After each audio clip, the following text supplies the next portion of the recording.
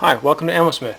This is going to be my first video response question to a question submitted by one of the viewers. And what he was doing was trying to take a 30-06 and converting it into a 243.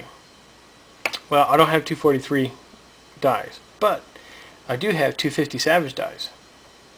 And so what I did was I took a case, 30-06 case, and turned it into this ugly looking thing, which is basically a 250 Savage, except for it has a really long neck. And of course this isn't trimmed or anything like that. However, I think it would work. Although you will probably need to get an outside neck turning tool in order to get it to really chamber once you see the bullet in it. There's a few things you got to watch out for, and that is lubricant. As you're pushing the shoulder down, what's going to happen is you're going to get a buildup of lube on the neck. All you want to do is kind of wipe it off every once in a while. So what I'm going to do is I'm going to show you how I do it, and then maybe this will help. Okay, you need your dies. I already got the shell holder in. I'm going to be using 250 Savage dies from RCBS. The first thing you want to do is to take the decapping pin and the expander ball out. You don't need that right now. If you leave that in there, it's going to get jammed. You're going to have a real problem.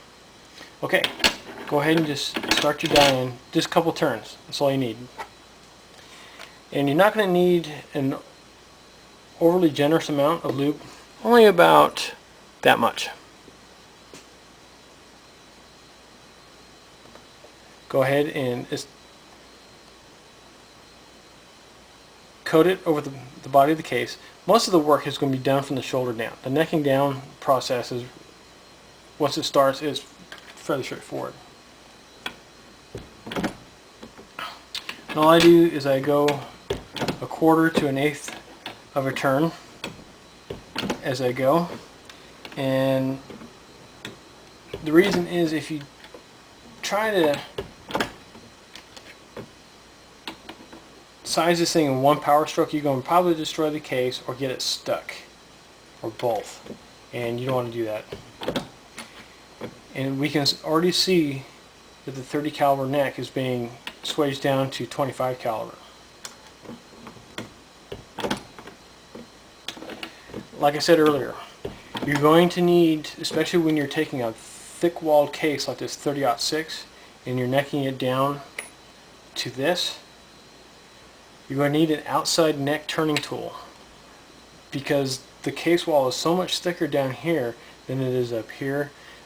It may chamber once you cut it, trim it, and size it, but once you see the bullet in there, you're going to realize that the neck thickness is so much it will not chamber. So you're definitely going to need to get a neck turning tool. K&M makes them. They're very nice. That's what I use. And they have different diameter mandrels. You would need the 257 mandrel in this case for the 250 Savage, or the 243 diameter one in the case of the 243. And the reason why I'm doing the 250 Savage is it's a little shorter than the 308, so that it's more of a challenge for me to try to get this down to get the shoulder all the way down where it needs to be. And you can see, even though we've already sized part of it, we have a long ways to go. Don't keep adding lubricant to it. And the reason why is, if it builds up, you're going to get horrendous oil dents. I also turn the case 1/4 turn in here, so there is oil that's starting to push on one part of the shoulder. It's going to alleviate that to another part. As I go down, you're going to notice that you're going to get a buildup right here on the shoulder, and just wipe that off.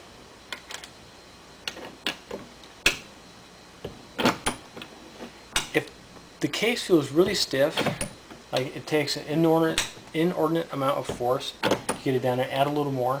You don't want to get stuck. Don't use Lee dies for this if you can help it. I don't think they're made of this same kind of metal that these are, and the expander ball is a lot more difficult to get in and out.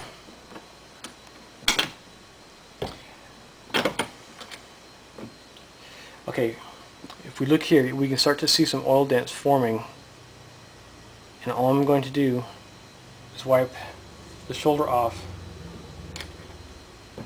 and continue.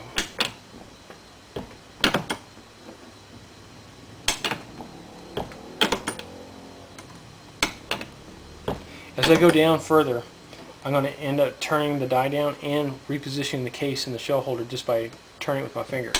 It just repositions the shoulder a little bit. See, now we see that the oil dents are starting to dissipate. Like I said, we got a long ways to go. The neck is starting to stretch, is what you want.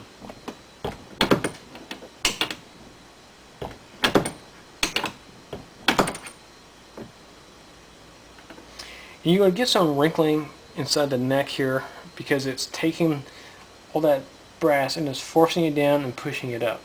And the outside neck turn tool will help alleviate that too. As long as it's perfectly round on the inside, don't worry, it shouldn't split. It may split from time to time, but I don't think it's going to be that critical if you get slight wrinkles on the neck. See, now we're getting that black band right around here. That's the buildup of the lube that we originally put on. You notice I have not reapplied any lubricant to the case since I first started. There's plenty on it already. When that little black band of lube starts building up, that's where your oil dents are going to appear from. So I just remove that with my finger.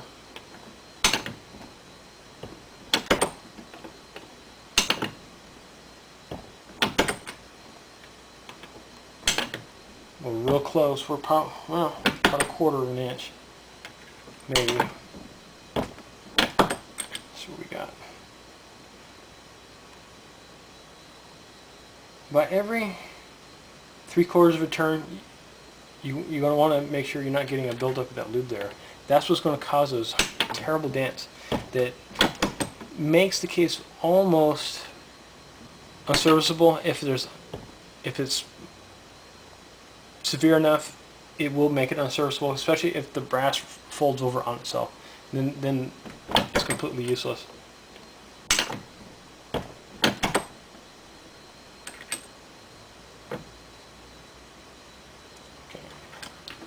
We're still going strong. This is the closest thing I have to the 243 anyway. So,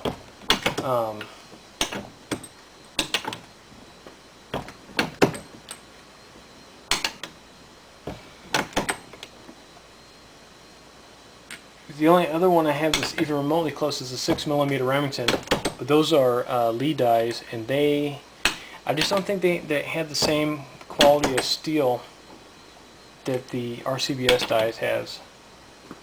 That was a little too far.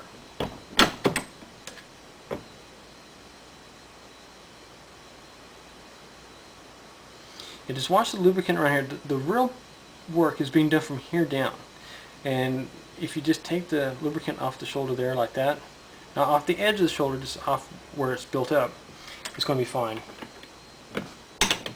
As you can see, I'm not experiencing any real major oil dent problems on here. And what I'll do is we'll do a close-up as we normally do on this, so I can show you what we did.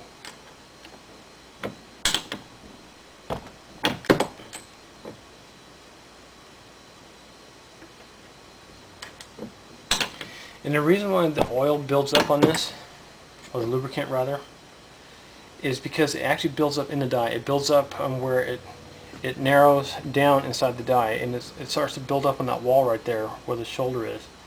And you can wipe this off all you want, and it's still going to apply more to it because it's on the body. And as it forces the neck up, it deposits that lubricant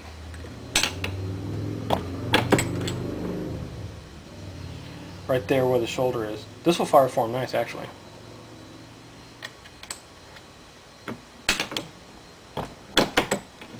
There, I'm at the bottom here.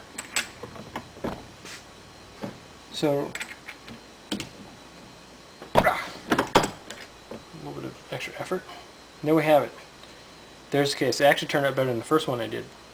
So it really, when you're case forming like this, management of the bullet lubricant is very critical. If you get too much on there, it's going to dent like crazy.